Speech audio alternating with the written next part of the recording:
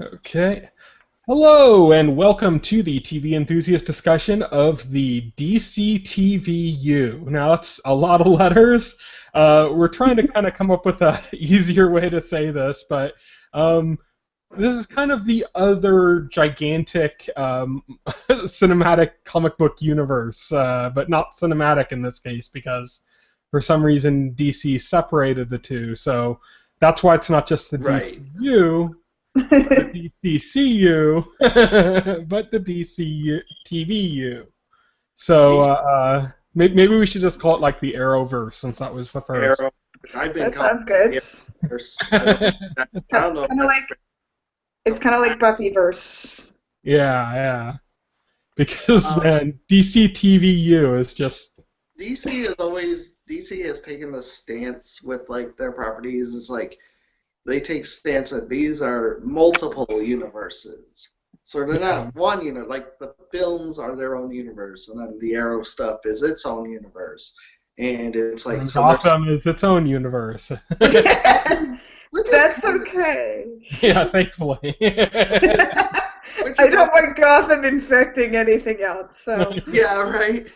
Which is also kind of true to like DC Comics as they are, because DC Comics in the comics it was always there's always been a heavy emphasis on like the multiverse and like the different Earths and stuff. You had the Crisis on Infinite Earths was a big event, which that kind of thing doesn't really exist in Marvel.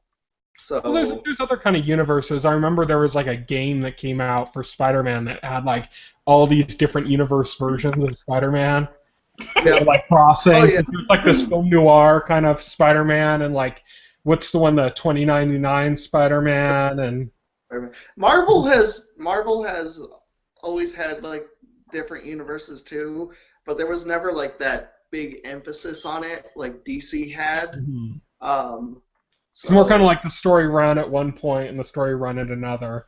right, I think what DC they introduced like the concept of the multiverse in DC in like an issue of the Flash, where it showed like Barry Allen. The cover was like Barry Allen racing to save this guy, and on the other side of him was the Golden Age Flash, the original Flash, Jay Garrick. And then it was like hinted that like those two Flashes still existed, but in like a different universe. I Hmm. kind of like that actually, Yeah, especially since it seems like now correct me if I'm wrong, but it seems like DC has more instances of there being a particular role that's inherited by multiple people. Kind of like how there's more than one Flash, or there's more than one Green Arrow, there's more than one Robin, and so on and so forth. Yeah. right, exactly. Although not more than one Batman, which is So odd. That's So we can true. assume these different universes were all caused by Barry Allen's meddling with time space. And he Yes. must have Oh done my something gosh, really I have wrong for Gotham. so many issues with the way they handle time travel in the Flash season finale. It completely drives me crazy. I get why they're using time travel in the Flash, but they are. I feel like they're not thinking through all the repercussions of Here, it. Right, I'll make it make sense right. for you, okay? All those kind of plot holes and the time travel, everything, all of that was necessary to create a world that could suit Gotham.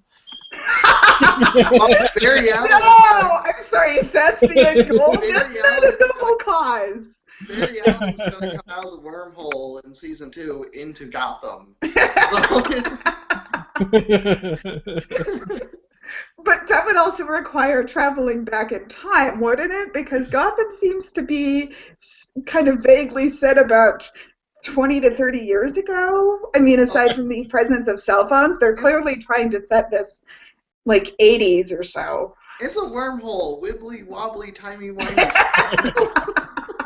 Yeah, really well, you don't watch Doctor Who, but you got the lingo down. The I've timey heard that one wimey. 1,000 times. Okay, so let's get started. So we're starting this conversation as we've been talking right now about DC's presence on TV. In particular, the main thing we're going to be focusing on is the actual connected universe between Flash, Arrow, the upcoming Legends of Tomorrow, and perhaps Supergirl. We're not sure if that ties in with all of that. We don't really know. And as Same far as I can producers, tell, that's about it. as far as I can tell, with the Supergirl situation, is the producers would like it to, but then CBS doesn't really want to, and it's like, I don't know, it's that weird situation. I imagine it will depend on if Supergirl is successful, to what degree it's successful, and then if maybe like in a year or so, CBS is able to see some benefits to it. Right. And Again, I think there could be benefits just because I think Legends of Tomorrow is going to be a hit. I think it's going to be huge, and I think it would add audience to Supergirl if she crossed over to Legends of Tomorrow. I Or think something like that. Tomorrow has the potential to be the most fun superhero TV series of all time. Right? Yeah, I think I just got kind of what we expected from Flash, actually. Yeah, which When Flash was first going to come about, we were like, oh, okay, so they're going to have the dark hero with Arrow and kind of like the more fun hero with the Flash. Yeah. But then instead we got the dark hero with Arrow, and then we got like the will they, won't they, hell with the Flash. Oh my gosh, Iris is such a And huge then that infected Arrow in turns. Now that Eddie is dead, obviously Iris has to get with Barry. No, now that Eddie is dead, Iris needs to have a plot line that has nothing to do with romance. Yeah. Otherwise, they just need to kill the character. Right. Well, that's what. Yeah. Well, obviously, Iris gets together with Barry, and then that's the end of that. And then they start focusing on better things. Right? Right? Yeah. They need to do the same with Oliver and Felicity. Just have them be together, have it be a background supporting element, and don't try to derive drama from it because it drags down the show and both characters. Yeah, it really You should have Felicity just off of Arrow, and then they can do a spin-off series where it's like Felicity, hacker homemaker. And she's like, honestly, I think Felicity fans, I think that's kind of what they want. They want Felicity to be the hero, and they want Oliver to be the love interest, which I take severe issue with because I'm like, no, I signed on for this show for Oliver, not Felicity. Thank you. Right. The show is called Arrow, not Hacker Girl. and the show, I think my primary problem with the Oliver Felicity drama is I came to this show to see the origin story of the Green Arrow, not the saga of Oliver and Felicity. I don't care whether or not they end up together. I want to see how Oliver becomes the Green Arrow. Right. Yeah, that's not there was never an interesting romance. It's not going to be interesting in the future. Let's cut it out. I still say Barry Felicity, but I think that ship's long past sailed. I'm with you there. Unfortunately, but yeah, Felicity's like my most hated character on the show now. I used to really like her. I was one of the people that really liked her, and they just destroyed her character. I really took offense at the episode where, like, she has sex with Oliver Queen, and then, like, instantly after, he makes a decision, like, his own rational decision to stay there with the League, and because she doesn't like it, she's gonna knock him out and kidnap him and try to drag him out of there. And I'm like, no, that's... I don't respect his agency. I'm like, that's just flat out insane, Felicity. Come on. But I think that's the problem of turning Felicity into the character they did, which is she is solely defined by her romantic relationships now. Yeah. I mean, so that's why she's doing these horrendous things, because she does not exist outside of that relationship, and we need to see her in an active way. So that's the way they use her. It's one of the many problems with turning her into that. I don't know the name of it, but I know that there's some kind of a test for like feminism on TV or something where you're supposed to like analyze, like look at a scene where two women are talking. Oh, you're talking about the Bechdel test. Yeah, and are they talking about a guy or something? Yeah. Basically? There are three rules in the Bechdel. There are three rules in the Bechdel test. There have to be two women who have a conversation that's about something other than a man. And to Arrow's credit, the show regularly passes the Bechdel test. Yes. Like, I'd say 95% of its episodes do.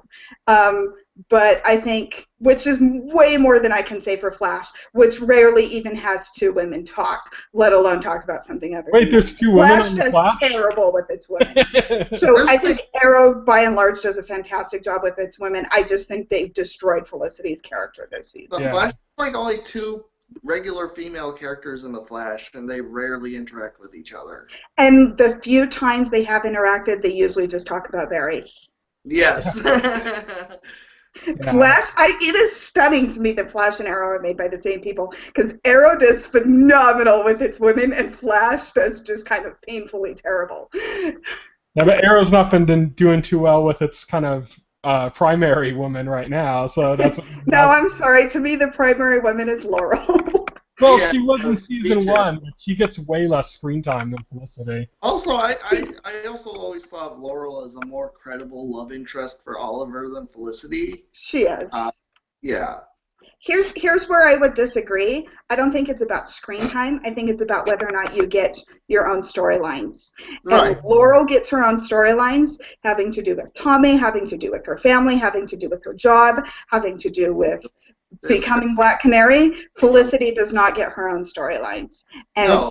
Laurel is a more important... Felicity's storylines this season was like falling in love with Ray Palmer and spending time with him, and then realizing she loves Oliver instead, and that's it.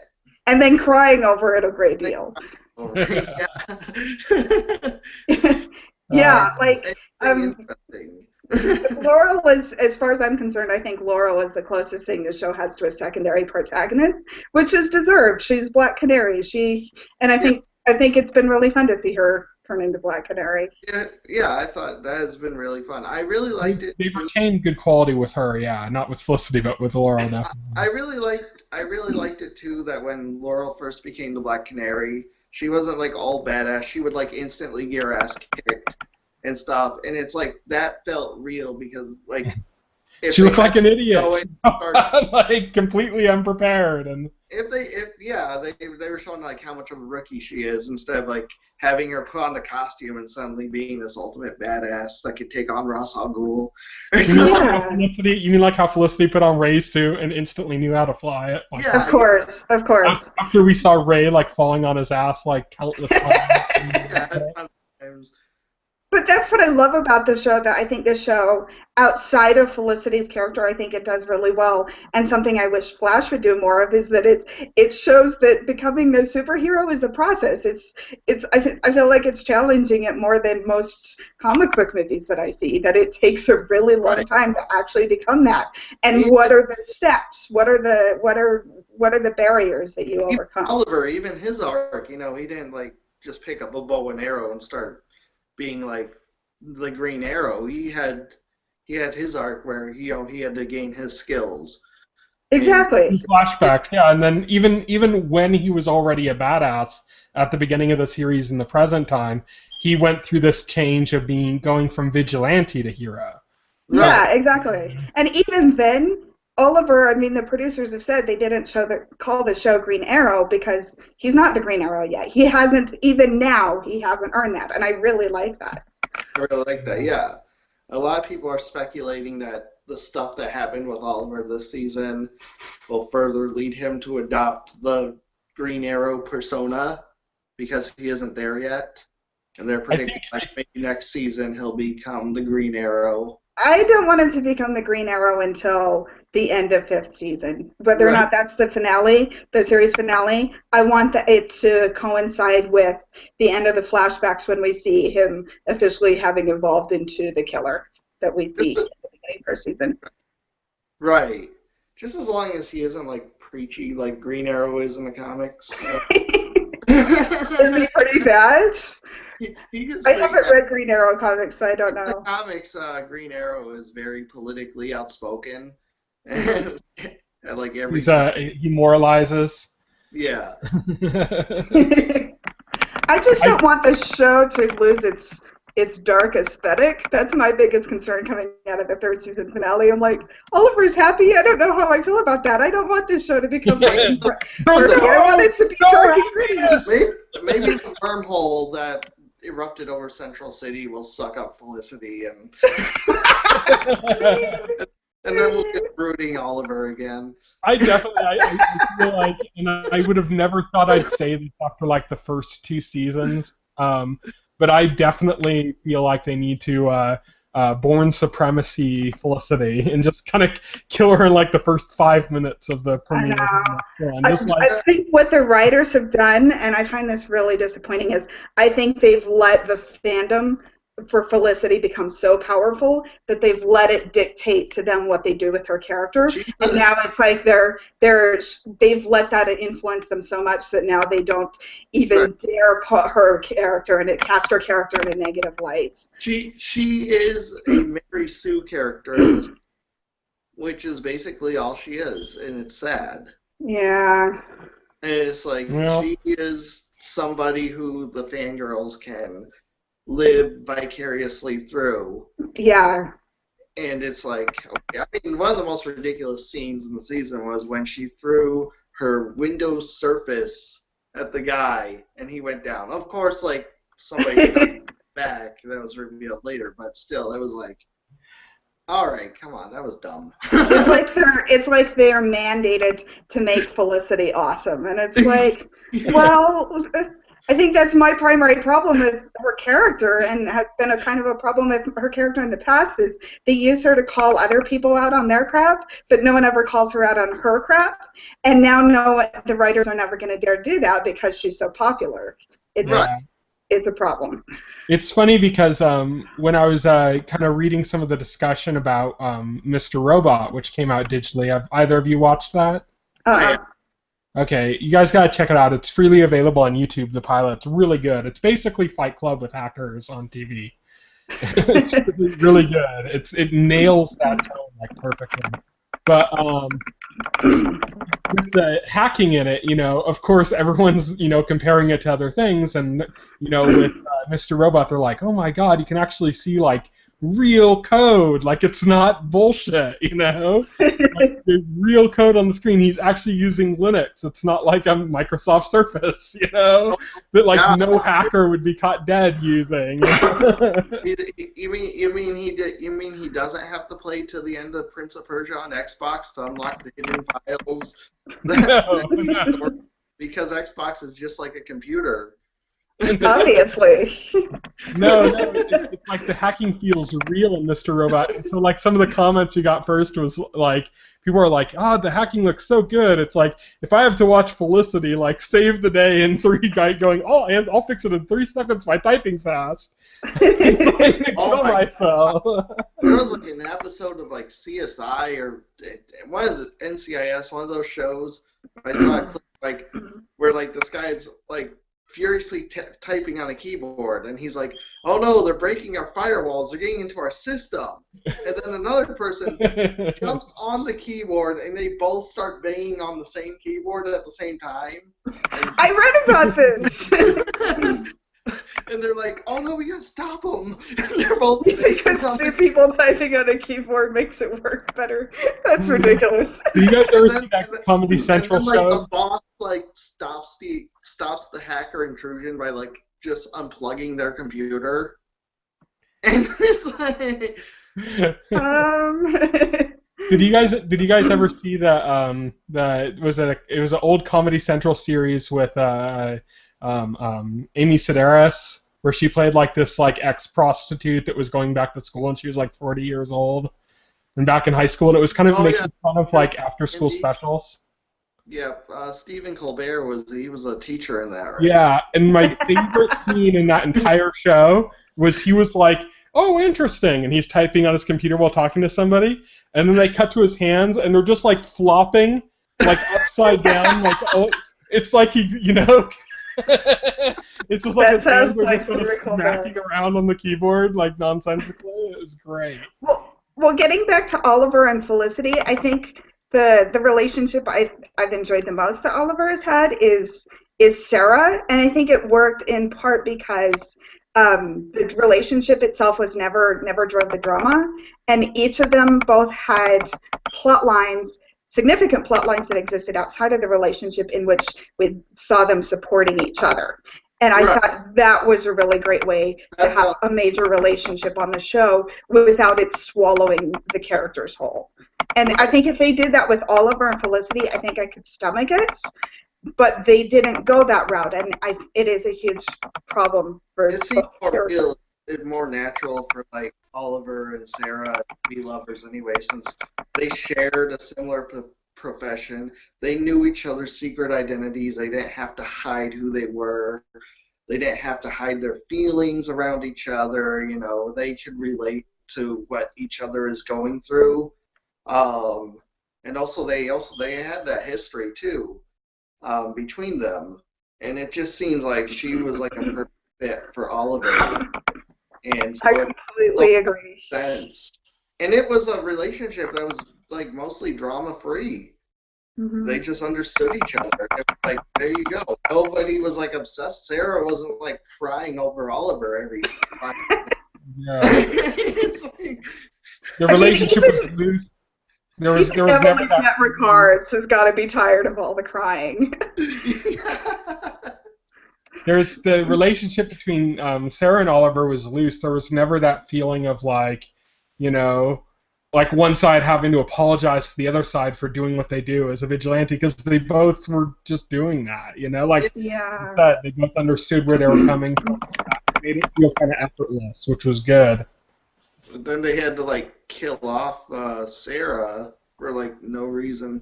I still don't know what that. And they renamed Felicity Rita. Hey, I'm totally going to defend Sarah's death. I thought by the end of the season that it had Sarah's death had served its purpose 10 times over, because it set off the Ra's al Ghul storyline. It's like everything to do with League of Assassins. And I think here's where I think Sarah's death was most important is. The way I look at third season is it's a third season was about losing yourself and finding yourself. Right. And Sarah's death enabled Laurel to lose herself and find herself in Black Canary. Enabled Thea to lose herself and find herself in becoming Speedy. And it enabled Lance to lose himself and become something of an antagonist to Team Arrow. Like it drove. I think Sarah's death drove huge themes and plot lines in third seasons that could not have been accomplished otherwise. I loved Sarah. I was really sad to see her die, but I think her death was very valuable. You know what? No, yeah, you make very good points. I guess I just don't agree with the manner the actual death itself was handled. Having Thea do it under brainwashing from Malcolm Murray. Way too convoluted. It did feel kind of cheap, because the original reveal, like, oh my god, you know, Thea did it, and then it's like, oh, she did it because she was brainwashed, and it was brainwashed by Merlin, and now they're working with Merlin, and I was kind of dealing with that. And sure, I can. There was some kind of flaws on that. But yeah, you're right. The effect that it had on the characters was significant, and we wouldn't have Laurel as a Black Canary or Thea as Speedy. So I'm grateful for that, because I really like those plot developments. Yeah. One thing though I did not like was Lance's story arc. I felt like they took that way too far, making him the antagonist, like regressing to what he was in season 1, but like somehow even worse. I felt like he just went way overboard with his whole crusade. And I also thought like the whole storyline of keeping it secret from him was like also kind of stupid, when like they were like telling literally every other character on the show, including his wife. It was straight recycled from Smallville. It was like how they were in that one season of Smallville when they were all being delicate around Clark's dad because he had a heart condition. Yeah. It was like that, like, you know, he has a heart condition. We can't tell him anything rough, you know, or that kind of idea, and it's just straight up recycled, basically. They just themed it to what was going on in the show and changed it a little. You know, when he learned the truth, he did not have a heart attack and die. So, Laurel, you are not a doctor. So.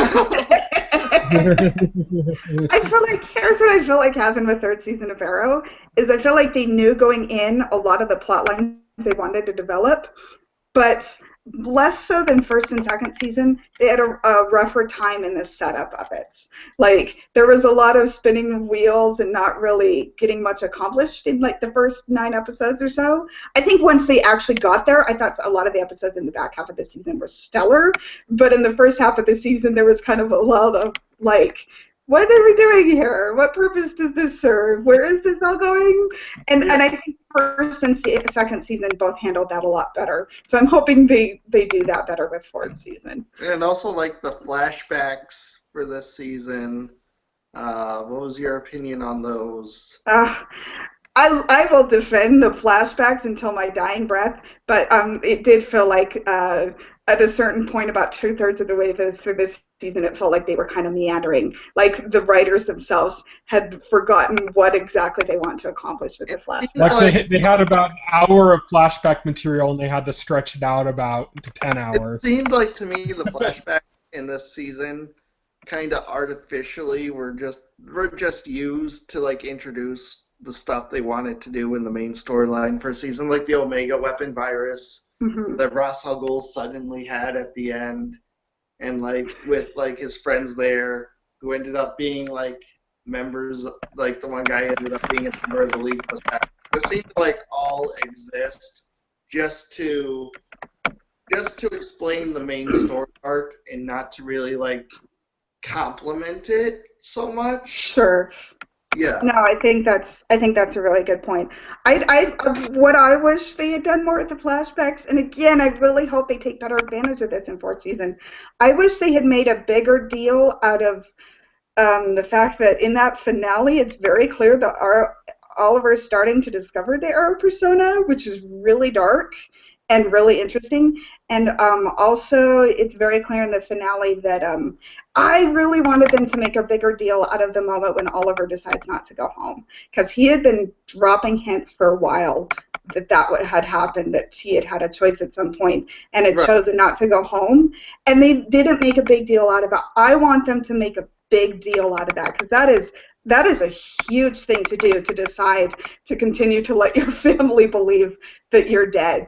And so I want them to dive more into the psychology of that in fourth season, because I think if fourth season can use, because you're totally right, it needs to complement the main storyline, and I think in fourth season, if they can use the flashbacks to let us see Oliver growing into the Arrow, while in the present they see Oliver growing into something post-Arrow, I think it could be utterly amazing. I think that could be definitely amazing, because it was like the first season, the island stuff, the flashbacks were used to explain how Oliver evolved into where he was in the main storyline, and we got from a snotty brat to a and then the second to a capable survivor.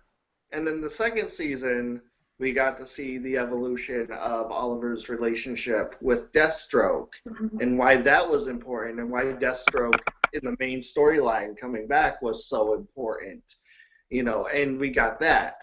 And then in the third season, it was like, oh, here's this guy, Maseo. Oh, he's also in the League of Assassins. Oh, and by the way, they ran into this Omega virus that Ra's al Ghul suddenly already has. So, yeah, that's a thing. Ra's al Ghul got the Omega virus from Maseo.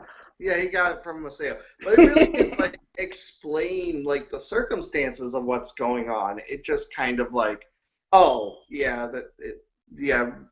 Oliver ran into this stuff in the past. That happened.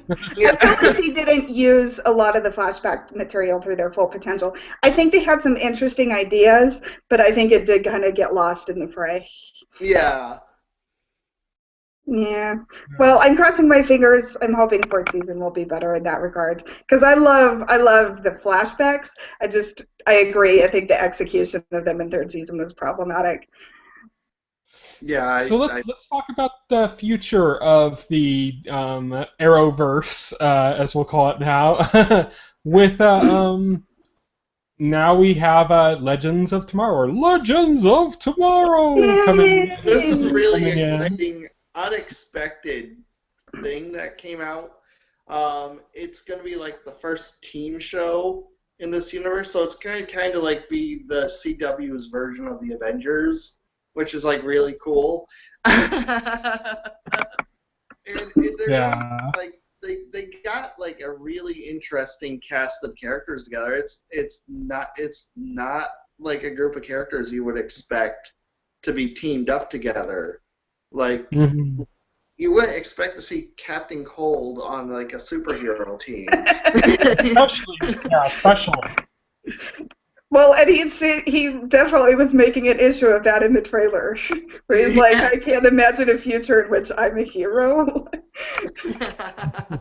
You're not heroes, you're legends.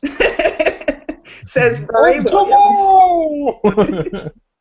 says the Time Lord. Hard not to see that one. Companion the Time Lord. Rory the Time Lord. He just can't get away from. He's going to be typecast as a time traveler for the rest of his days. Yeah. But I think that'll make it interesting. The fact that not all of them are straight up heroes. I think especially because not least of which, how many superheroes started out as villains? Which isn't to say Captain Cold and Heatwave will turn into that. It's just to say what is it that could motivate them to work with people who have good intentions. Currently in the comic books, from what I understand, Captain Cold is more of an anti-hero now than he is like a full-on villain. They do that with a lot of comic book character villains. If they're not just straight out vile or completely insane, they give them that anti-hero kind of change. I mean, Venom got it. Venom got it. Yeah. Catwoman. I mean, didn't Deadpool start out as a villain? Deadpool? I don't think so. I thought he started out as a villain. Maybe he did. I don't know. He's just insane, apparently. Well, Catwoman seems to get that a lot. Like, she definitely seems to blur the line between hero, anti-hero, villain. Yep. Catwoman gets that a lot. I think Hawkeye actually started out as a villain in the Avengers. And so... Did he? In the comics? In the comics, yeah. I think his origin story was he was like a robber or something. And I don't know. That could kind of actually make sense with how he is in the MCU, that like maybe he was very young and was like stealing stuff, and then somebody saw the potential in him and got him off the streets, mentored him, and he learned a new set of skills. Yes. You have a very specific... That would make sense even with how he is, yeah. But yeah, I mean that's cool. Also, another thing I'm interested in is White Canary, or the resurrected Sarah. It showed her coming out of the Lazarus Pit, and as we saw in like Arrow season 3, as Malcolm explained, the Lazarus Pit changes people. So it's very likely that this is going to be a different version of Sarah than what we've seen on Arrow, and I'm wondering like just how changed she is. Well, she wears white now instead of black. Oh yeah, obviously. That's it. The Lazarus Pit changes your... You're totally right, and they haven't even explored that yet with Dia, so I'm really interested to see how it affects Sarah. Yeah. And it's also interesting to note that they just recently introduced the concept of the White Canary, the character in DC Comics. This is a relatively new character in the comic books. And in the comic books, she is a villain. She, like, really terrorizes the Black Canary. So I don't know if they're going to take, like, Sarah in more of that direction or what they're going to do. That's another thing to think about. That would be hard to watch, just because I love Sarah so much. Yeah, I know, right? Like the Arrowverse version of the Hulk, not in that she's that powerful or anything, but in that she's like the wild card, that like she could be like, oh, she's in control and she's useful, and then like she just goes berserk or something, Yeah. Sure. She has a psychotic break. I always feel like Sarah's resurrection is one I'm like, I am willing to suspend all disbelief for this because I'm just so happy to see her back. Right, even though it's the like third time she's coming back from the dead, I'm just like, I don't care. Sarah's back. Woo! Yes. I know, right? She's so cool. I welcome it wholeheartedly. Are people going to be shipping Sarah Captain Cold now? Oh yeah. Who are they going to ship? Oh, please no. Please no. Romance dragged down both Flash and Arrow this last season. It would be a huge mistake to include any romance in this new show. I don't see like any romance happening on the show. I don't see any of the characters on the team as being romantically compatible with each other. Like Sarah. They should do a romance instead. Have like. I'm like Captain Cold and what's his name and Adam. Captain Cold and Adam like find something to bond over and become like total bros. Heatwave is totally hot for Firestorm. I'm sorry if you saw that Club trailer. Terrible pun. Terrible pun. See, here's my thing. Why do we feel this obligation to insert romance into all of this? Like, romance is not necessarily always conducive to superhero storytelling, and a lot of my favorite comic book movies have none whatsoever, and are so much better for it. Right. Yeah. Like, Avengers doesn't really have any. There was like minimal romantic content in like the new Avengers.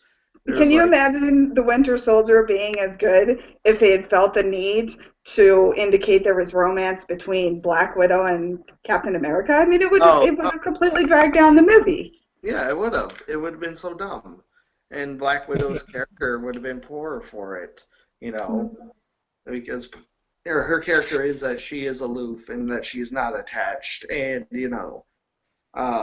It's funny how much slack Marvel gets for Black Canary not getting the respect she deserves and blah blah blah, and it's like they've actually handled her remarkably well. Yeah. Throughout the properties, and it's like, yeah, she doesn't have her own movie, yeah, but like she's even though like some of the Avengers were kind of like not huge, like Iron Man wasn't huge until the movie came out and stuff. It's Black Canary's like minor character. Black Widow's minor character, you know? Yeah.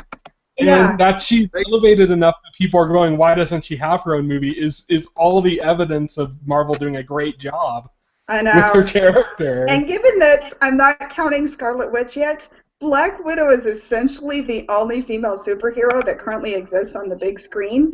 And I agree. I think they've done a good job with her. Yeah, so they haven't made her the love interest for every single Avenger, so that's a good start. You know, I mean, they've done a really good job with that. And yeah, with Legends of Tomorrow, one of the things that excites me is there doesn't seem to be any romantic content. There doesn't seem to be a hint of any romantic content. None of these characters have any romantic links. You know, even in the other shows, like outside the context of the show, none of these characters are romantically involved with anyone. The Atom just got dumped by Felicity. Well, what about Firestorm? Firestorm. Oh yeah, with Caitlyn. Ronnie did just marry Caitlyn because Caitlyn has nothing better to do with her time than pine for her fiance. That's true. But you're right. Like, for the most part, there really aren't any romantic entanglements. But then that's done. That's not a will they, won't they anymore. It's a done deal. It's sealed. Well, we have not seen Ronnie in any of the trailers or materials for this. That's true. We've just seen Victor Garber, but he did say something about he described himself as half a hero and said my other half is combustible. That's true. So do we know for sure that he's going to be on the show? Robbie Amell has not been cast for this show, as far as I know. So maybe he'll still be on Flash, while Victor Garber will be on Legends of Tomorrow. He'll be on Legends of Tomorrow. I'd kind of be okay with that, but I'm biased because I love Victor Garber. Yeah, Victor Garber's awesome. Like, having him like narrating and like the trailer and stuff was like really cool. He was the best part of the Flash finale too. Yeah, he was. His little conversation with Eddie, you know. Right? That was like the best part of the episode. Right? I was so glad someone gave Eddie a good kick in the pants over that, and he did it in such a great way. Yeah, he did in such a great way. So before we were talking about female superheroes, so I feel that's a good point to segue now over to Supergirl. We were also talking about Black Widow, which Kat has made the point, and I didn't even realize it until she had before, that the way Supergirl is presented is very close to what we saw in a Saturday Night Live parody of what a Marvel's Black Widow movie would be like, It basically. was like, embarrassingly so, and it was like, wow. It felt like they took a focus group of a bunch of women who are not comic book fans and said, what do you want to see in a TV series? And then all the comic book fans watched this and went, this isn't what we want to see in a comic book TV series. Like, Right. they're aiming at I feel like they're aiming at the wrong demographic. I want, from what I want from a Supergirl show is I want Supergirl to be strong, independent, and for her to kick extraterrestrials an ass on a regular basis. I mean, that just seems like a no-brainer. You know, I like basically that a Superman show, but with Supergirl instead. I like that they're taking a different approach with her than the other comic book movies. I don't know if I like the approach. I just like that they're taking a different one, you know? Just because we are getting saturated with the comic book stuff, and we need to, like, start to differentiate more, like, what makes these different from the others, you know? Sure. And I'm glad that they're not falling into the same trap that the police procedurals fell into, where they just said, who needs to think? Just give a 3-initial name and a location after a colon, and we're done. You know? I just want the show to focus more on her being a superhero than on her dating life, because it's kind of like, oh, come on, really? We don't I mean, need... Peggy Carter was not defined by her romantic relationship. She was defined by how much ass she kicked being a double agent, you know? Yeah. Peggy Carter's eternal love and only love interest is always going to be Steve Rogers, Captain America, and he's gone, so there's no need for that show to focus on anything else. Right. You know, there's no need for romance junk because she is totally devoted to her man, and so she is not going to get involved with anybody else. And they actually did a great job, something that's not that common with anything on TV or movies, in that they had a relationship, like a close friendship between her and Howard Stark, with them both being straight, that's completely platonic. Yeah, and they Even didn't... more doesn't importantly, have, like, any hints of anything else. I felt like What? even more importantly was the relationship with Jarvis, because he was kind of her secondary lead, and the two of them had such a great platonic friendship. Yeah. That too, but Jarvis, it's a little different just because he's, like, he already has a wife, you know? Uh-huh. But Sure.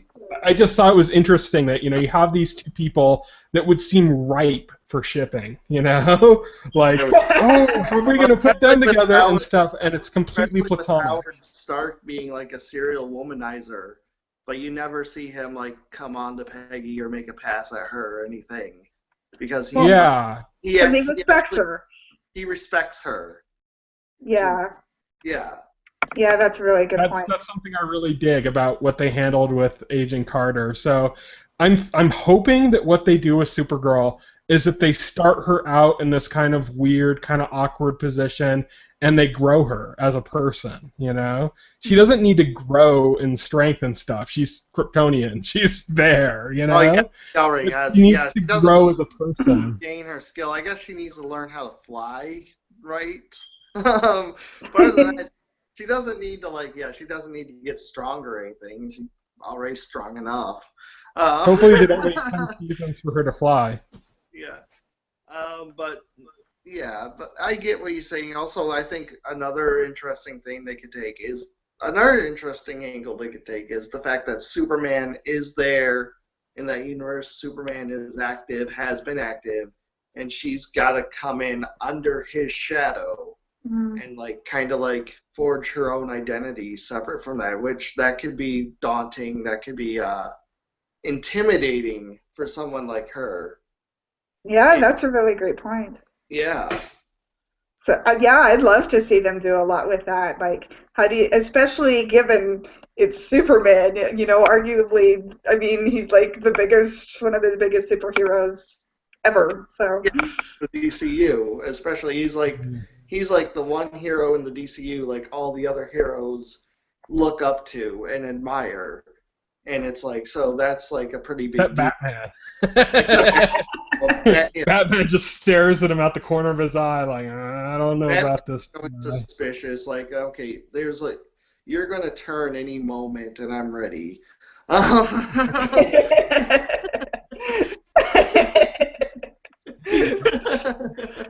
Superman's like, Bruce, what's this notebook? 1,001 Ways to Kill Superman?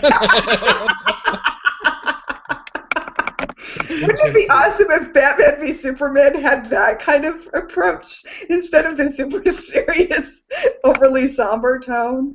That's like the, what was it, the second Lego Batman game is supposed to be like that. They're supposed to have this kind of relationship where, like, Superman's just kind of goofy and does whatever he wants and stuff, and everybody just idolizes and fawns over him, including Robin. And Batman just kind of like is so jealous and jaded about it all. He just kind of grumbles and gets angry about it. Apparently Batman has plans for like how to take out the entire Justice League all by himself. You know, that somehow just seems appropriate, though. That sounds like Batman. He needs to have backup plans for everything. I love that. I feel like that's the kind of storyline you can get so much humor from in the right context. But DC would never do it because they don't want their movies having jokes. Yeah, they don't want their movies having jokes, no. So apparently in the comics, yeah, he has plans for everybody, and they did a storyline where a supervillain got his hands on Batman's plans and then went about to execute those plans. Yikes. Yeah. And everyone's like, Bruce? And he's like, That's how the comic ended. They said, where did these plans come from? And they look at the notebook, and it says, like, the Diary of Bruce Wayne. And they all turned and gave him a look, and he was like... And then it played the theme from Curb Your Enthusiasm. It's all dun dun dun dun dun dun dun dun dun dun. The credits just rolled. It was like freeze framed on him like that with the credits rolling. Well, it's we're like writing there was our a own moment project on here. Flash when everyone was giving Cisco a hard time because he's like, wouldn't it be... Actually, I think it was from the crossover when Barry has been infected by that guy and he's gone crazy mad, and Cisco's like, wouldn't it be great if we had a cold gun? And everyone's like exasperated with Cisco, but I think he has a fair point. Like, I think a lot of these people... we trust them because we trust that they have good morality, but based on the amount of powers and abilities they have, if they turned evil, it's not a bad idea to have contingencies for Or if dealing somebody with them. else came along with the same powers that wasn't just. Exactly. Like So I think Flash. there's justification for that. So, I think we've moved on from Supergirl. I think our impressions are generally kind of a little bit of exasperation over what it looks like, a little bit hopeful at what it might be or what it could turn into, and not much else. Did any of you watch it? Because the pilot leaked. I know it leaked. I heard it leaked, but I don't know. I didn't like actively go out and look for it or watch it. I'm not going me to. neither. I'm just going to wait. Yeah, I'm fine with waiting, especially because it's pretty uncommon when you can tell how good a show is going to be from its pilots. I feel like you need at least a half a dozen episodes for most series where you start to feel what it's like. So I would rather sit down and watch it knowing that the next episode is going to be coming in a week. Especially such an early pilot, because they could still recast parts on that. They could take out whole segments. I mean, Sure. it's not even set in stone yet. You know, this is like what you do to secure funding, basically. That's all. The only purpose it serves. Yeah. It's like a proof of concept. Like, Yeah, this is it's way going too to early. Yeah. Let's see what else. So that takes us through the kind of main topics we're going to talk about. So now we're going to just kind of talk about the DC TV universe, everything kind of in general, as well as how it relates to the film universe or anything like that that we want to bring up. This is kind of the free time of the discussion here. They're over. Well, so I know that lots of fans are upset, and I completely understand this, that they're not linking the film and TV universes like Marvel is. And I think the fans are justified in being upset, and I think there are definitely downsides to it, kind of like how Arrow had to remove Deadshot, which I was really disappointed by because I really liked the relationship that he had with Diggle, and I was like, they already have two Flashes. Why are they making Deadshot? Yeah, right? And I think that's definitely a downside. At the same time, I think it's kind of allowed the TV verse to flourish, and whereas the cinematic universe, I am still enormously skeptical about. Right. Yeah, I'm still normal. Man of Steel was okay. That's the only movie we got from that universe so far. Batman vs. Superman looks good. Like the trailer they put out, that looks good. It looks like it's going to be like a very dark approach. It's going to have like some heavy themes. It's obvious Zack Snyder is a really big fan of Frank Miller's Dark Knight Returns. It's very obvious that he wants to do like a cinematic version of that comic with this movie, and that's what this movie mostly takes after.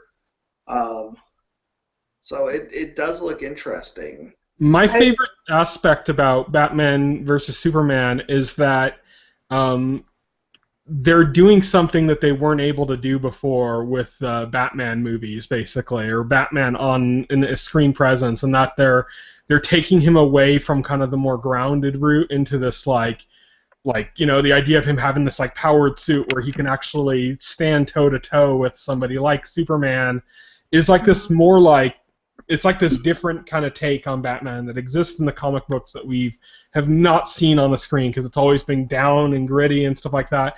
And so because of the mere presence of Superman and them being in the same universe, it's kind of elevating Batman's position. So we're going to start getting this kind of different stuff that's been in the comics for a while, but we haven't seen in the cinematic side at all. I wonder how that's going to play out. Like every time Batman and Superman fight in the comics, Kryptonite is always involved. Batman always has his secret stash of Kryptonite. And they haven't shown anything having to do with the effect of Zack Kryptonite. Snyder said in an interview, he said there's no Kryptonite in this universe. What? Yeah. What? Yes. I'm kind of glad about that because Kryptonite was always kind of like a cheap out, I felt, True. I think that it's kind of like the opposite of a Deus Ex Machina. It's like it's like it's Snyder's like reasoning. He says it's stupid and it's cheap, so he's not going to have it in his movies. And so that's it'd be cool if they found more kind of realistic and ways of implementing that, giving limits to his abilities and stuff. I think the important role, because I completely agree with Zack Snyder, I totally understand that reasoning. I think the problem there that is they need to give Superman weaknesses. Yeah. That's the importance of the kryptonite, and I'm sure I've complained about this in the past plenty, but it's why I find Superman so boring. He's basically perfect. He's basically a Christ figure. He's a Messiah figure. I want him to be. I don't know. I want him to have flaws, That's why Watchmen was so interesting as like a comic book, was because they took that idea of this like superhuman, like Messiah-like figure, and they made it actually interesting. Well, one of the things that they do to like make Superman interesting, to make him readable, is they do like stories that focus like on his emotional core. Or how he feels about his position, or how like everything affects him, as and that he's not invincible so much that he could still be damaged emotionally.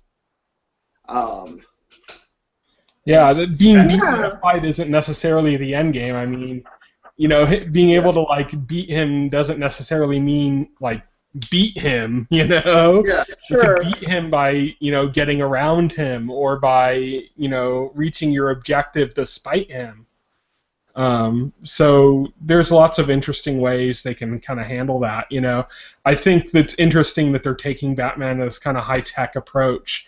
Probably going to be somehow connected to like Kryptonian weapons or fragments left on Earth, and you know how that kind of evolves things. It's kind of like the whole Chitauri thing from like Avengers. How they played that in, how it kind of helped advance like Earth weaponry and stuff.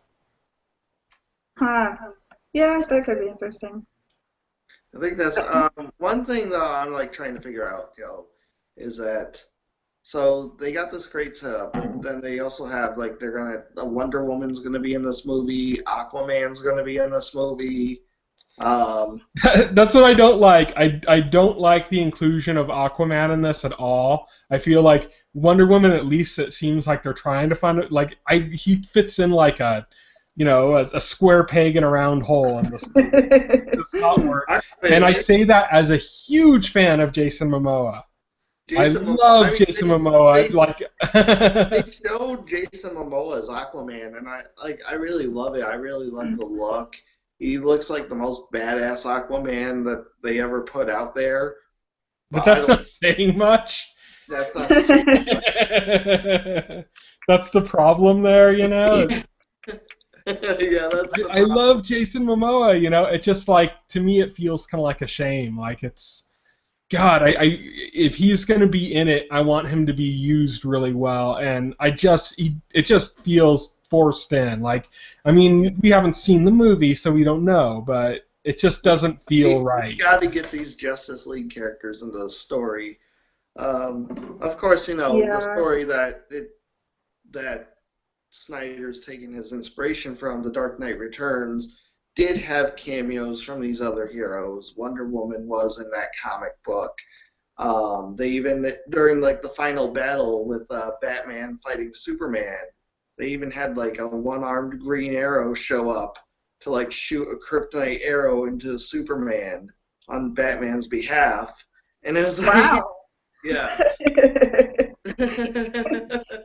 I suspect the DC universe isn't even going to try with the Green Arrow character for a multitude of reasons. Yeah. Which I'm kind of okay with. I think at this point I'm so invested in the TV Green Arrow that I would be really pissed if an entirely different Green Arrow showed up in the cinematic universe. I'd be like, what the crap, DC? What are you doing?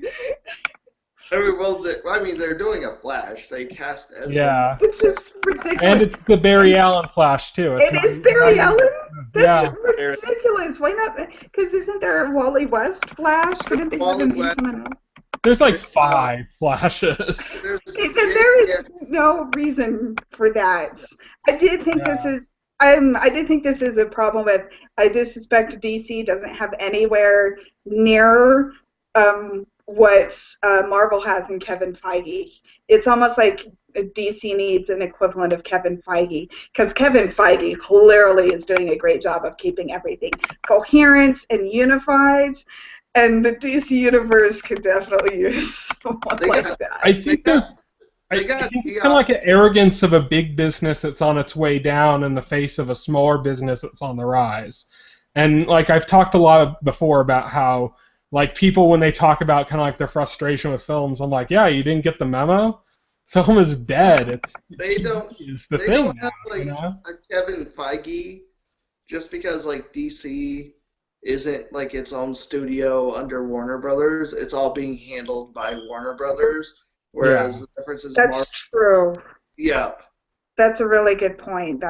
I'm sure that's the problem. Kind of has all these different properties segregated out to different points of control, Well, and you can feel how disparate it is just by the fact that the Arrowverse is rapidly turning into this big, exciting thing, but it's like Greg Berlanti and Mark Guggenheim and Andrew Kreisberg are kind of like the Kevin Feige of that little world, but it's kind of almost becoming disconnected from the DC universe, even though it's doing such a good job with the DC universe in a weird kind of way, and it's kind of and then here's Zack Snyder's little bridge of the DC universe. But how do we feel about this? I don't know. It's also disparate, and I don't know how it's going to go in the long run. Say we call one the DCU with a sense of humor, and the other one the DCU with no sense of humor. Right? Okay, that's my thing about when I watch like Legends of Tomorrow and the Superhero Fight Club. I'm like, dang it, this is so much fun. And whereas the DC cinematic universe is like, no, we're gonna take this all very seriously. We're gonna get more Oscars with this, and it's like, oh come on, it's based off of comic books. It's gonna be like all super serious. Yeah, if you see the trailer for new Batman, Superman, it's like so super serious and dark. Like there is no spot of even like a hint of humor. There's like not even one joke inserted in there, and it's it's all. And I wish DC would look to the Arrowverse for a model, because the Arrowverse, both Flash and Arrow have demonstrated that you can be fun and funny and still take your subject material serious. I think the problem lies in the fact that Warner Brothers' most successful DC films in recent years were the Nolan Batman trilogy, which had tone. And so I'm thinking the logic going forward is we should keep making movies that have that tone, because that clearly works so well with Batman. Because the dark, gritty tone can be applicable to every comic book property. Let's have a dark, gritty Flash. Yeah. Because obviously you want the Flash to be in a dark, gritty world. I think that, you know, there is some psychology behind their reasoning. With first you had, of course, you know, the Schumacher Batman films, and kind of what that did to the DC kind of image, you know. Right. And then on top of that, then you had like their one other kind of attempt to make a different character jump out, Green Lantern. And another colossal disaster. I mean, these didn't flop because they were lighter in tone or anything, or like were jokey or whatever. They flopped because they were stupid movies. Yeah, they flopped because But try explaining that to business people running a film studio. I think both of you are absolutely right. I think the successes and failures of the Batman and Green Lantern films, and even the Superman films to an extent, are really why they're on the path they are now.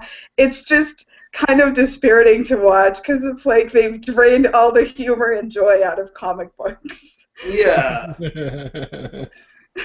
Like, we're going to dress up in capes and masks with our superpowers, and we're going to be super grim about it. Marvel is not afraid to have fun. The Avengers is like full of practically every second of New Avengers, there's like one joke or another being told. Rapid succession. Like in every scene, somebody was making a joke or something, and it didn't feel forced. It didn't cheapen the movie. It made the movie more fun. It fit the tone of the movie. You know, it was a good time, and you know, it was awesome to see these kids, like the running gag with like Captain America and the swearing. That's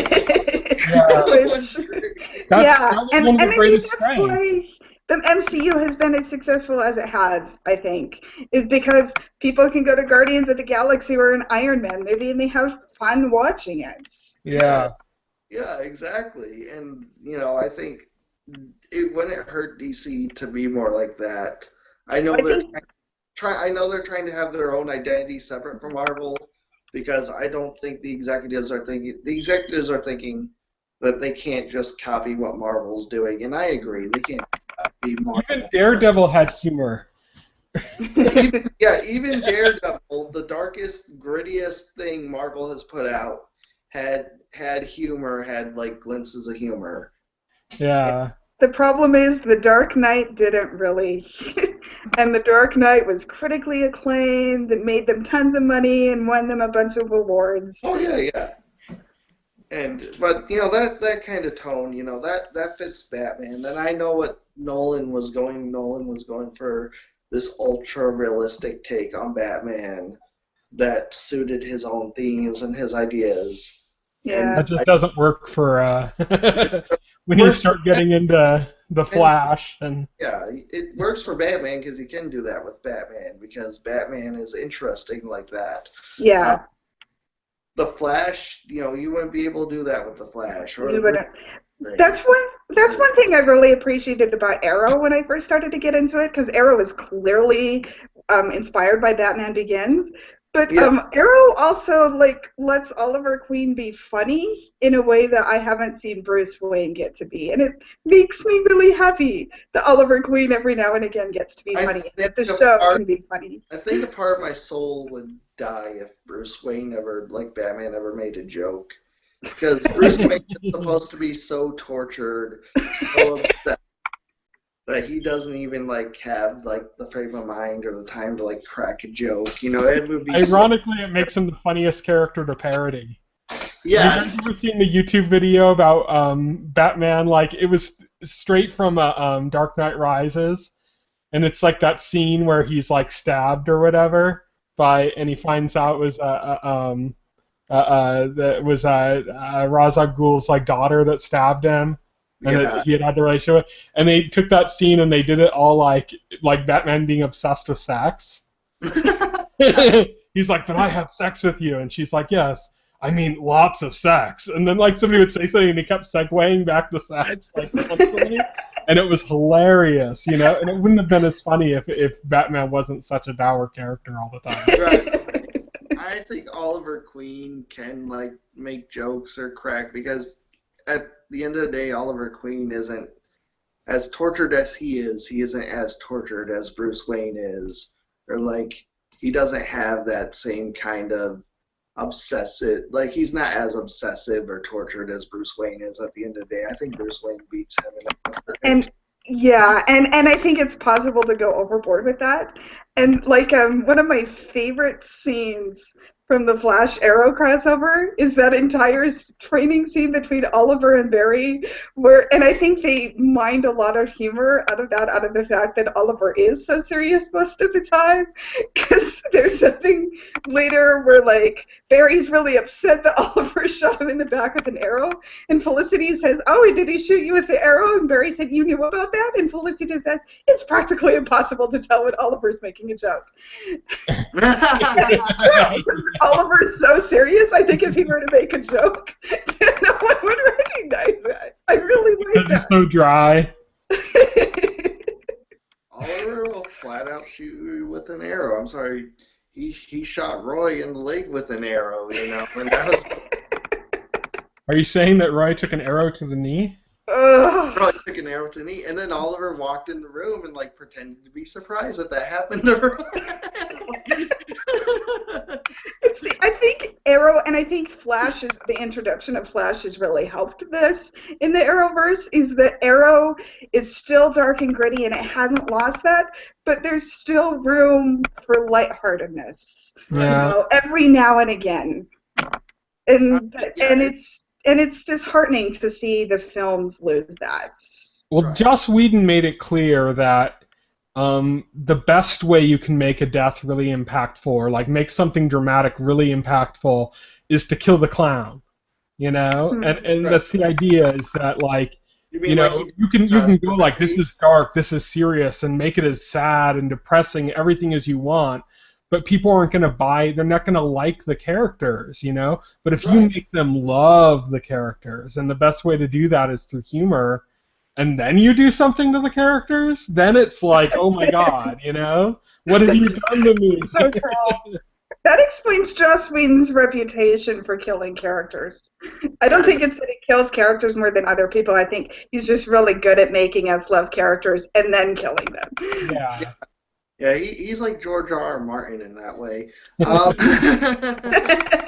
think they have a competition, you know. Yeah, right. George R. I think Martin's those a bit two- ahead. They definitely have a lot in common, and I think it's justified to list them in the same sentence. Yes, definitely. If Joss Whedon co-wrote Game of Thrones, like more characters would actually be dead. More characters you love would actually be dead than what there are now.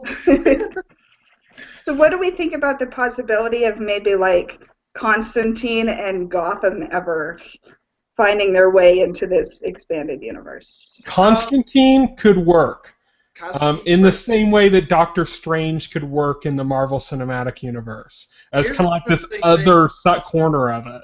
Here's the interesting thing about Constantine. When NBC canceled it.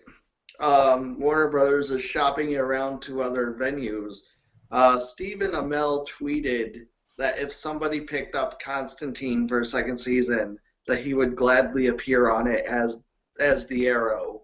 I feel like Stephen Amell has kind of like designated himself the Papa Bear of the DCTV universe, and he's wanting to go around and make sure they all like succeed. Robert Downey How Jr. can I hope you succeed? Okay, succeed, yeah.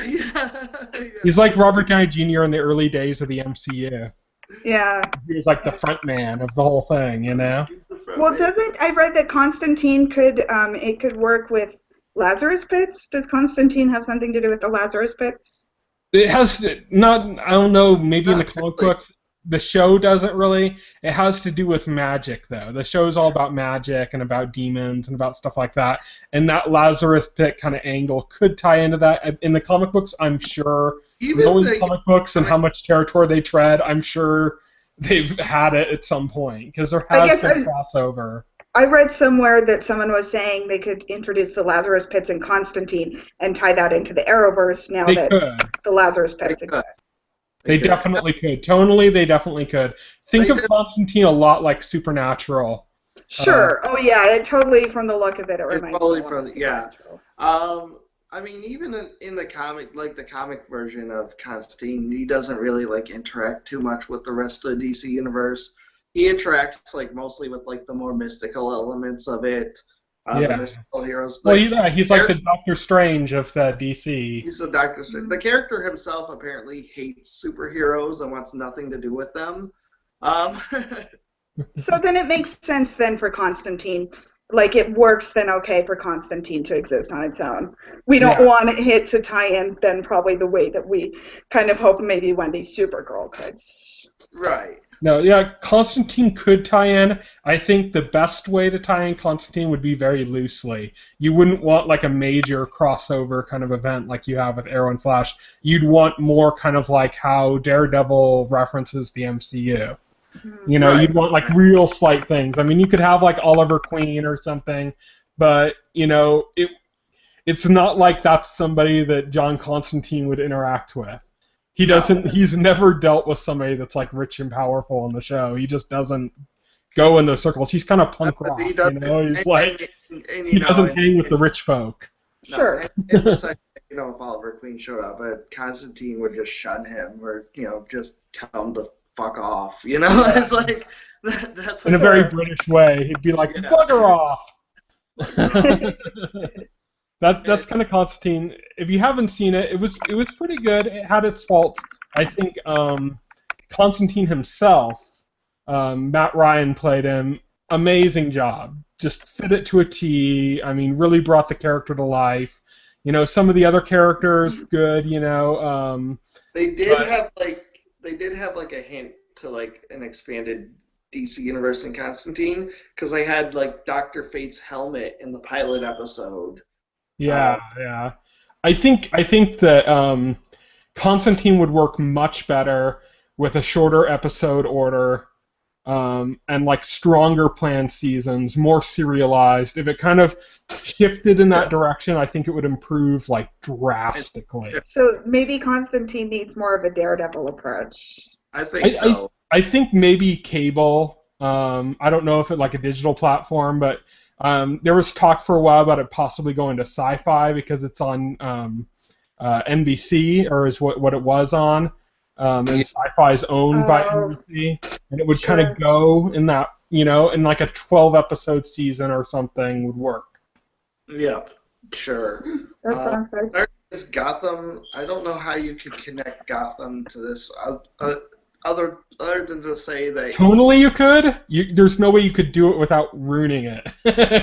Yeah, I don't want Gotham's tone infecting the. They could just do it as a joke, like have like I said, have like Barry like alter time, get back to the present, and then it's like Gotham, and he's like, "What have I done?"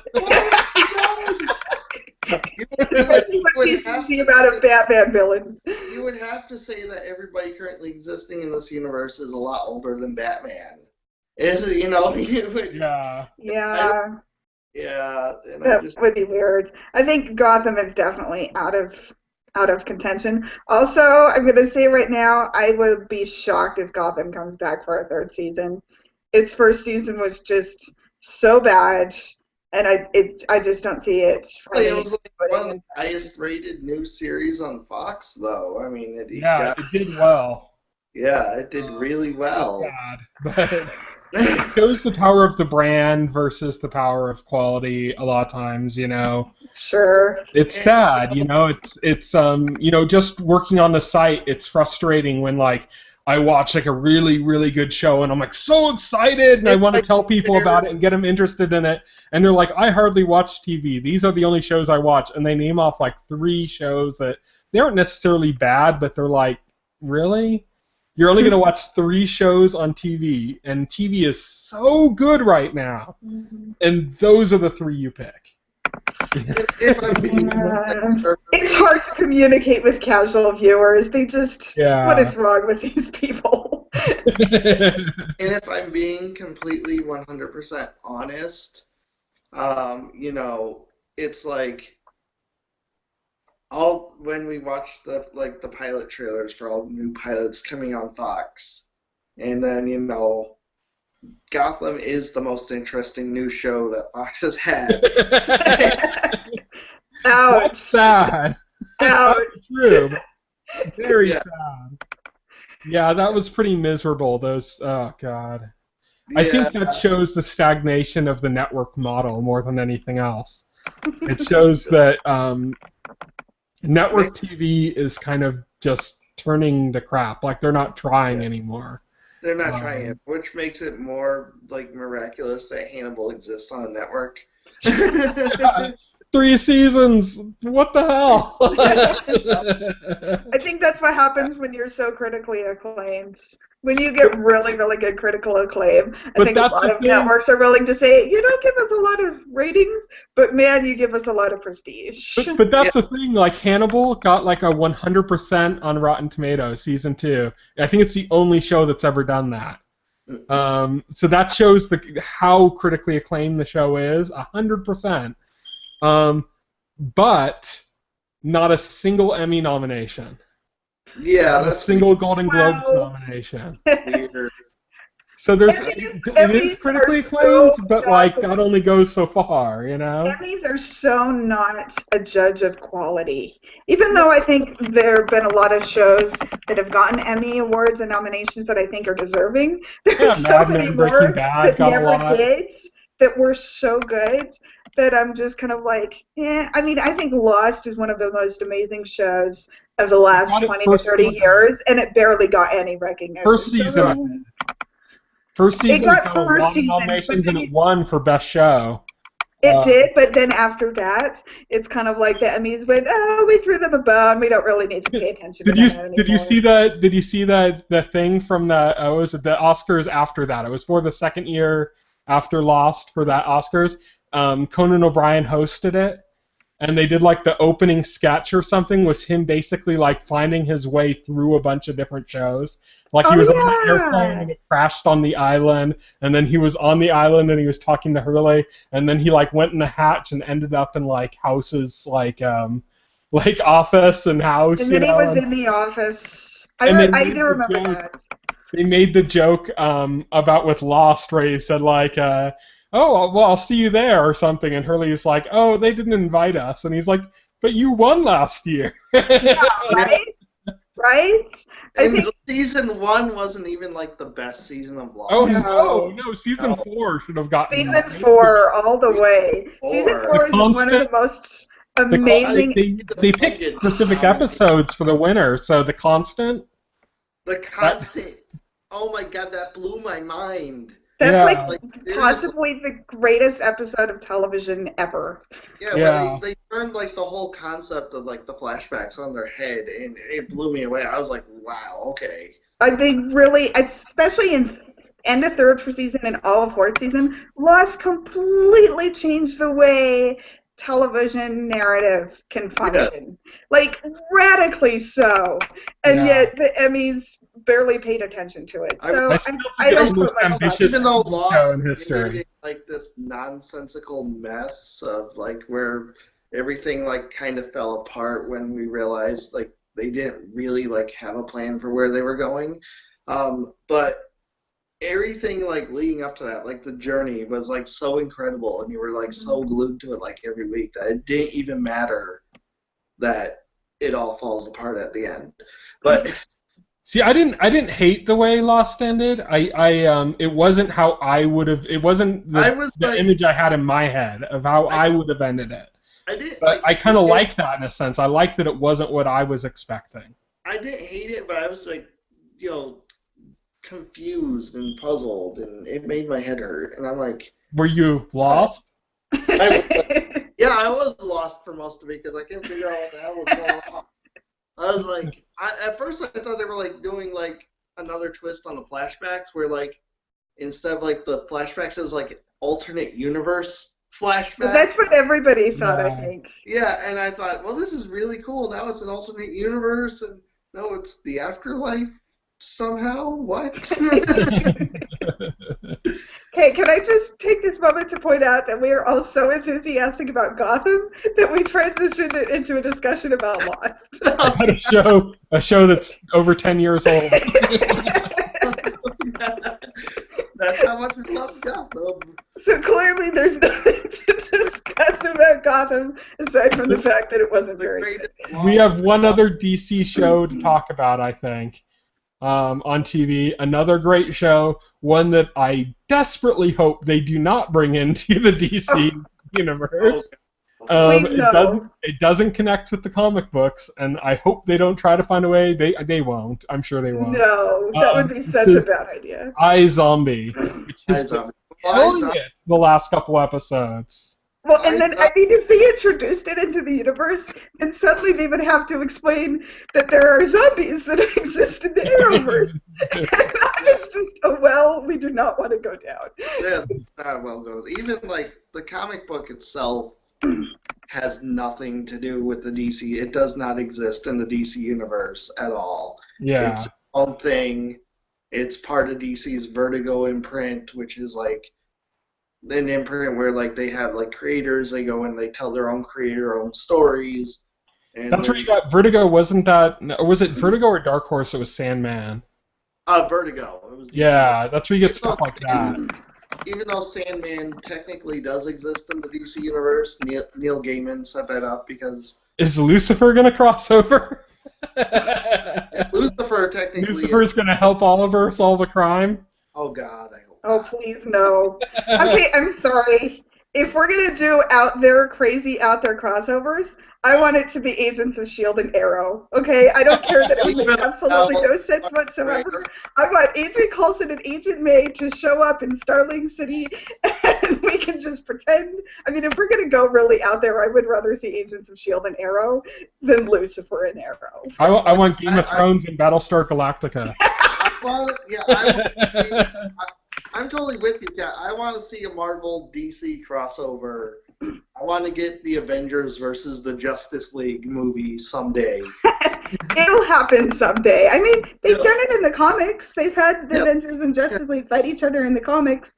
So, I think one day at the very end of all of this comic book adaptation. It's easy to say it's impossible, but like there's so many things that were impossible that have since happened. Mm-hmm. That like I just can't say that anymore, you know? I mean, it just involves Disney. It just involves Disney and Warner Brothers getting along. Exactly. Disney just buys Warner Brothers eventually. Yeah. No, I do not want Disney taking over the world. I mean, Disney and Warner Brothers got along long enough to have Bugs Bunny and Mickey Mouse on screen together. Frame Roger Rabbit. Roger Rabbit, yeah, we got that. I mean, we got Daffy Duck and Donald Duck, doing. So, I mean, if we can have that, we can certainly have, Iron Man and Superman, Batman in the same movie. Right? Right? And Marvel and DC, just from what I can tell, seem to get along quite well. And plus, from everything I've read, there are tons of writers who seem to work for both sides. So, like, surely Marvel and DC at one point they had the Justice League and the Avengers fight each other. Surely at some point they're going to want to go, screw it, let's have Iron Man and Superman and Batman and Thor all be in a movie together. Well, At a recent Nintendo coverage event, they showed, what was it? I think the 6th game in the Sonic and Mario at the Olympics series. If that can exist, anything can. Right? I really wish that didn't exist. I want Mario and Sonic in a platformer together, not in the stupid Olympic just the fact that there's any crossover, the fact that I can play as Sonic and Smash Brothers and any of that. Okay, here's what I want them to do, because I don't think anyone's going to allow any actual official crossovers.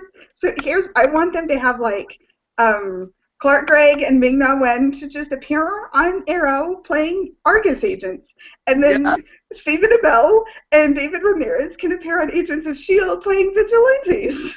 There you go. Perfect. That's how they'll get around it. Let's or they could do it. Stephen Amell and Clark Gregg and make this happen. Oh my Like gosh! Community Cougar Town style. Yes! Oh my gosh! Oh, like, so They could make. Listen to this, okay? They could make Arrow and all the DC Universe stuff a TV show that people watch in the Marvel Universe. Oh! And then hold on, wait. I'm about to melt your brain. That is going I'm down about to the melt your rabbit brain, hole. okay? And then the people in the DC Universe watch the Marvel Universe. Oh my God. That is going down the rabbit hole. That is going down the rabbit hole. iZombie is a wonderful show, I think. I've been watching, I watched 5 episodes of that.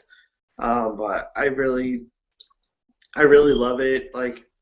It's got that unique charm.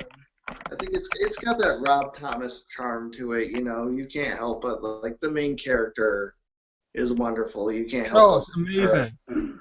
It's amazing. I mean, also the supporting characters are also charming. Like the cop and the coroner guy there. I think it's really well done in that sense, and I'm really enjoying it. Yeah, and you're still behind. It's been just hitting it out of the park the last couple episodes. Oh yeah, really good. I would have been caught up by now if I didn't lose my internet. Whoops. Yeah. But It's been getting really interesting with the stuff that's been going on. Just the last episode was amazing. I like the storyline with the other zombie, the subplot involving the other zombie and what he's doing. That's running throughout all the episodes, which is connecting them. I really enjoy that.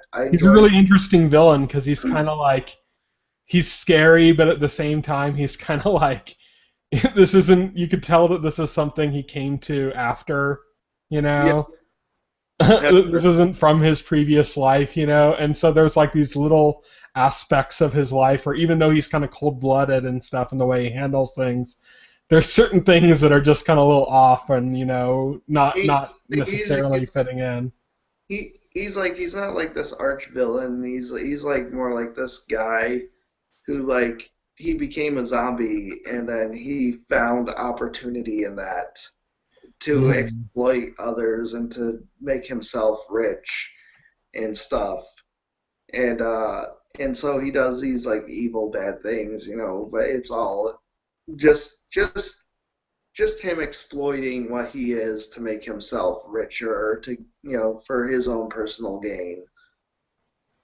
If Lee was here, I would be talking to her about Misfits, because there is a episode we've referenced of Misfits before with this guy with this kind of lame power or something that ended up becoming super scary in the way he utilized the power and in the kind of cold attitude he started taking. It made him really interesting and scary, and he had this power that was so stupid. It was laughable. It was a joke at first, and then they turned it into something else. And even though this character isn't, I feel off screen, before all of this happened, off screen he was that kind of loser, and then he became like cold and stuff, but we didn't see that. We didn't see that transition. We could just kind of see the hints that remain from the transition. Right, right. Yeah. So that pretty much covers all the DC stuff. Is there anything else DC that's coming out? Walking Dead is Image. That's not DC. No, that's the Image. What is Preacher? Is Preacher DC? Preacher was DC Vertigo. Yeah, actually, that was a Vertigo comic. But that doesn't tie in at all, even remotely. Tie in remotely to the universe, no. Yeah. That just means a lot of DC money in TV, but not necessarily connected. Sci-Fi is apparently doing Krypton. That's right. I'm so bored of Superman. Yeah. I'm so bored of it. Krypton sounds conceptually, it sounds like the Superman version of Gotham. Oh, that's gonna go well. So you mean it's going to have a Clark Kent surrounded by all of his villains that somehow miraculously already because the whole show takes place on the planet Krypton. It's about what happens on Krypton leading up to before Oh, Krypton. sure. We can find reasons to have Lex Luthor there. I mean, come on. Like, hey, Lex Luthor vacationed on Krypton. Like, Oh my gosh. Yeah. Well, you know they're actually going to cram in some of the references because there are some villains, some Superman villains from space and there's stuff. Brainiac. Well, there's also Of course. Kryptonian-based. Doomsday. Well, there's also like Kryptonian-based. Brainiac was like a supercomputer from Krypton. You see, I have Brainiac, Zod, Zod. Doomsday. Like they could do Doomsday. They could have those villains in that show because they originated on Krypton, and so I guess that makes that's doable. But other than that, it's like. Yeah. Well, Gotham's getting even more villains added into the next season. Of course it is. Because Gotham doesn't know how to keep audience attention unless it's introducing more villains. So every villain in Gotham is twice the age of Batman? I don't get that. Except Catwoman. Except Catwoman. So like every villain Batman fights in the comics is like twice as old as he is. And they came to power 20 years before he started his vigilantism. Oh, of course. Like, except in the comics, when he started his vigilantism, Gotham was run by gangs, and then it was the result of Batman clearing out these gangs that these superpowered freaks came into power. Okay, you were thinking about Gotham the entire wrong way. Okay, you clearly could not work at Fox. Oh, yeah.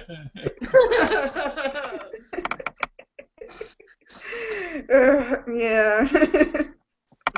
I'll show you how to work at Fox. You have somebody pitch you something really interesting, and you go, "I'll give it a season. A possibility of more? No." No. Well, and here's something I think, another thing I've appreciated about Arrow and Flash is not only are they lesser known properties in comparison to Superman and Batman, but they've also been delving a lot deeper into DC history than I feel like I've seen before. And it's made me realize how tired I am of Superman and Batman. And that's why I'm a little bit exasperated when I hear there's going to be yet another Superman show. And it's like, no, like, let's explore some unexplored properties. It's way more fun. Kind of two Superman shows. Because because I'm part of Supergirl. Yeah. But yeah. these are I get why they're doing. These are the properties that are most well known. And It's true, but at the same time, it's like, cool. I wasn't really familiar with like Green Arrow and Black Canary and Deathstroke, and how fun it is, I find, to get to learn about them. I think it's a blast. It's fun. I mean, even though like Green Arrow, when it started, it felt like they were doing a Green Arrow show because they couldn't do a Batman show. But yeah. But that was what it was. Yeah. Yeah, that's what. But it's really grown into its own thing. They've really done a good job of taking the Green Arrow mythology from the comic books and adapting it to the show. I saw like somebody made a complaint that, oh, Green Arrow, I mean, the Arrow show has nothing to do with the comic books. What do you mean it has nothing? It has everything to do with the comic books. It has Roy Harper. It has Arsenal. It has Speedy. It has, like, you know, the Malcolm Black Merlin. Canary. You know, it has, like, everything that is prominent in the Green Arrow comics is present in the show. You know, they're very aware of the material and they're adapting from, and it's a ridiculous complaint.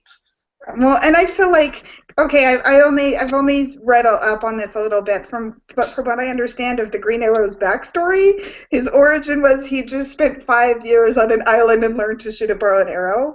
I think the TV show has fleshed that out in way more interesting ways than it probably exists in the comics.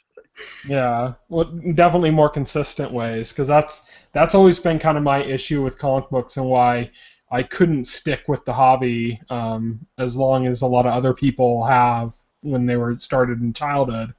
I started with comics in childhood too, but I could not stick with them because like it just seemed like every 10 episodes, like or every 10 volumes worth of comics, like the character died and then all of a sudden the character was there again and it was like a fresh start, and it was just too much. It's like mythology, in that you have Roman mythology and Greek mythology, and they're the same figures, but they have slightly different names, and their adventures are a little bit different. And a character that was good in this one is bad in that one, and it's like that, except there's like thousands of variations over time. Yeah. I tend to like cinematic or TV universes better because they seem to stick more to like a consistent story, Yeah, Yeah. they don't feel the need to like reboot once a year or something. Yeah. Yeah. So, I can't comment on the Green Arrow comics because I haven't actually read them, but I'm very happy with Arrow. I think it's a fantastic. In general, I'm very happy with Arrow too. I have faith, I have confidence that they will come back strong next season, and they will really deliver a good season of Arrow. I like what they're doing. The setup they got going with Hive now, and bringing that in. Yeah. I remember Hive as being like the only reference of Hive I remember is like from like the Teen Titans cartoon they had on Cartoon Network a while back, where Hive, one of the main villains in that cartoon. Well, Deathstroke was also like the main antagonist in the Teen Titans cartoon. Yeah.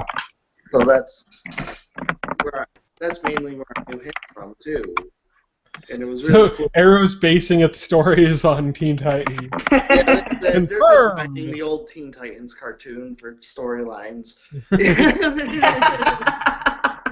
That's an odd source. Yeah. But at the same time, I really like that Arrow does that. I like that we already have quite a few plot threads that are already dangling of places that we can go in the next couple of seasons. And like even third season, there was plenty that occurred in third season. Like they didn't introduce Ra's al Ghul out of nowhere. We first got our references to Nandapart back in first season. There was still a lot of foundation built on, and I really like the way the show does that. It does well. It lays foundations for this. Yeah. Yeah, and that's what I really liked. I really liked that Deathstroke didn't just pop up out of nowhere and say, "Hey, I'm Deathstroke. I'm gonna kill you." No explanation. No, we got to see like from the very first season, from the very first season he was introduced, and we got to see like a likable character.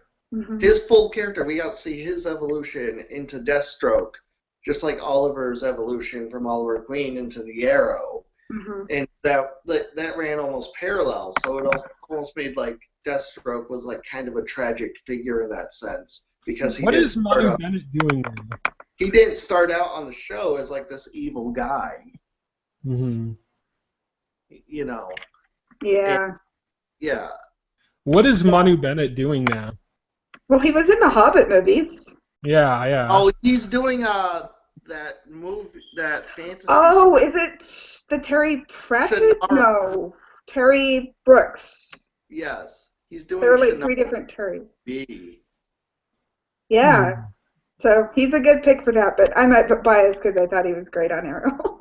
Yeah, I'm biased because I thought he was great on Spartacus, and then I thought he was great on Arrow. And Yeah.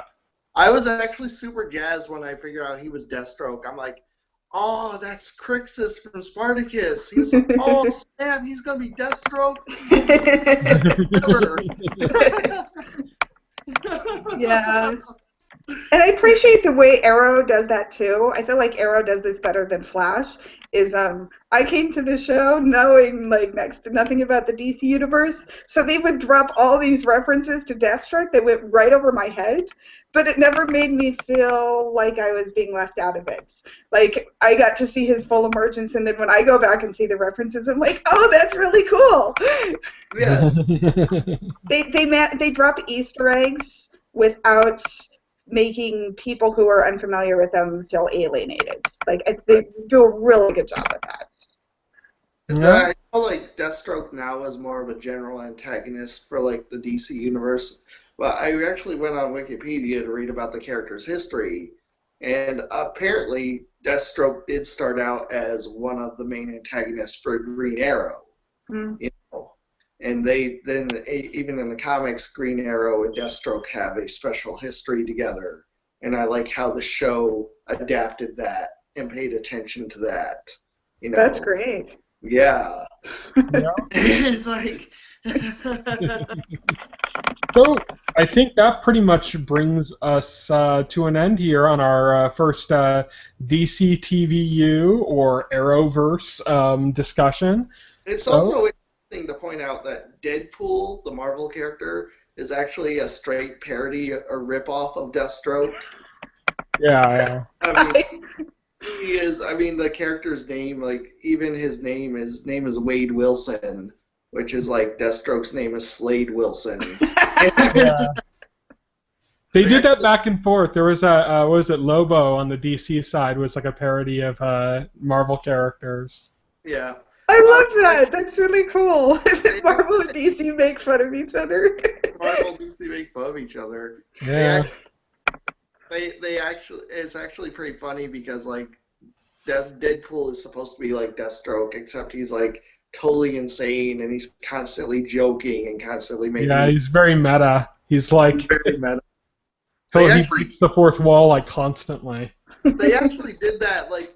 They actually did that like in an issue of my favorite issue of Batman and Superman was when they had like Clark Kent and Bruce Wayne on a cruise and Deathstroke was there trying to kill them, but he was being thwarted by like this Deadpool copy who suddenly showed up. And it's like, and he said something like wait, you're me, except without all the lacerations and metal objects in my skull. Oh. And then he says, oh, wait, if you're trying, you must really hate yourself if you're trying to kill me. It's like, that was like really funny that they did. Yeah. But let's wrap this up then. So, this is the TV Enthusiast discussion of the DC TV universe. We'll probably do some more of these as there's actually more to talk about. This is obviously going to be like a weekly feature, like our Game of Thrones discussion is. We'll do this kind of throughout the next TV season as more stuff starts happening. Same thing we'll do for the MCU as well. If you've kind of been paying attention to our site, you notice that it was down for 10 days and that nothing's been posted since it's gone up. That's because the back end right now is down. So even though the content is up for you guys to read, it's down for us to add more. When that becomes available to us again, we'll be posting this video on there. It'll be on YouTube in the meantime. Anything else that we have going? There's lots of stuff in the queue. Kat, you have like 1 or 2 articles kind of just sitting around, right? Yeah, I have more like 3 articles that I want to do something with. So. Yeah, I got a few too that I have just kind of sitting around waiting. So once that happens, there should be a deluge of content just flooding in because we have a lot of stuff we've been waiting to post. including some of their Game of Thrones impressions. Some of them up, some of them we haven't recorded yet, but there's at least 2 that are waiting to go up before the site is. So, be patient with us. We're waiting too. We're very anxious. In the meantime, you can catch some of our video content on this YouTube channel, and that's it. Thank you for listening, everybody. Bye. Good night. Bye.